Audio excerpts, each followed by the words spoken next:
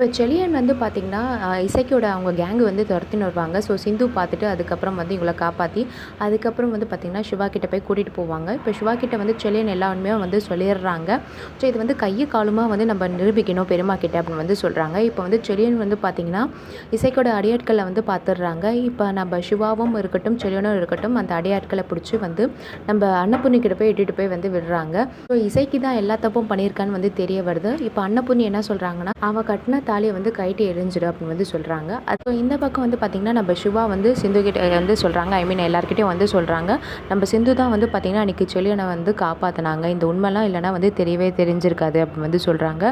So வந்து பார்த்திங்கன்னா, நம்ம சிந்து மேலே வந்து அன்னபூர்ணிக்கு வந்து ஒரு நல்ல அபிப்பிராயம் வந்து கூடிக்கிட்டே வந்து போயிட்டே இருக்குது. இந்த பக்கம் மகா வந்து பார்த்திங்கன்னா, அடிப்பாவி என் தம்பியை காட்டி கொடுத்துட்டாயா அப்படின்னு வந்து சொல்லிட்டு ரொம்ப வந்து சிந்து மேலே வந்து கோவப்படுறாங்க.